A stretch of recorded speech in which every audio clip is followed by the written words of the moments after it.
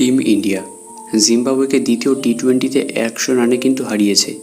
আর সমস্ত ট্রোল, সমস্ত অপমানের জবাব কিন্তু দিয়ে দিয়েছে টিম ইন্ডিয়া। কারণ প্রথম ম্যাচের পর কিন্তু প্রচুর কথা উঠেছিল, তাদেরকে নিয়ে অনেক প্রশ্ন উঠেছিল, আর তারই কিন্তু জবাব গতকাল কিন্তু দিয়ে দিয়েছে শুভমান গিলের এই ছেলেরা। যেখানে অভিষেক শর্মা, যে কিনা আইপিএলেও দুর্দান্ত ব্যাটিং করেছিল, জাস্ট চরম হিটিং যাকে বলে সেই লেভেলের হিটিং করেছিল আইপিএলে, আর সেই খেলাটাই জাস্ট খেললো কিন্তু টিম ইন্ডিয়ার জার্সিতে।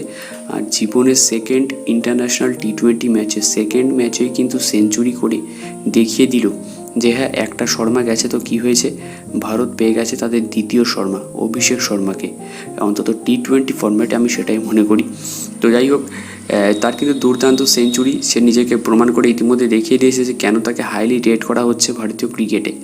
এরপর আসে ঋতুরাজ গায়কোয়াড়, যেও কিনা 70-এর ঘরে একটা দায়িত্বশীল ইনিংস কিন্তু খেলে গেছে। তারও কিন্তু এই মুহূর্তে ইয়াংস্টারদের মধ্যে ঋতুরাজ গায়কোয়াড়, অভিষেক শর্মা, রিঙ্কু সিং, শুভমান গিল, ইয়াশস্বী জয়সওয়াল, এই 5টা প্লেয়ারের কিন্তু কোনো বিকল্প হয় না। সেও কিন্তু নিজেকে প্রমাণ করেছে বারবার। সঙ্গে অন্যদিকে একটা প্লেয়ারের তুলনা বলছি কেন, সরি, একটা প্লেয়ারের প্রশংসা যতই করো ততই কম হবে, তার নাম রিঙ্কু সিং। 22 বলে 48 করে গেছে ছেলেটা। এরকম মার কে মারে ভাই? এই মুহূর্তে তুমি মানো আর না মানো, এই মুহূর্তে টিম ইন্ডিয়ার নাম্বার 1 ফিনিশার কিন্তু রিঙ্কু সিং।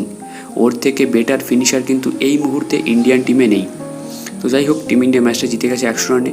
সিরিজের সমতা ফেরালো টিম ইন্ডিয়া।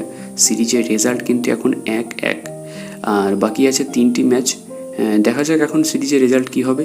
তবে তার আগে তোমরা ভিডিও নিচে অবশ্যই কিন্তু কমেন্টে জানিও যে এই সিরিজটা কোন টিম জিততে চলেছে এবং কত ব্যবধানে, কি 4-1 হতে পারে, 3-2 হতে পারে, না কী হতে পারে সিরিজের রেজাল্ট, নিচে কিন্তু অবশ্যই কমেন্টে জানিও।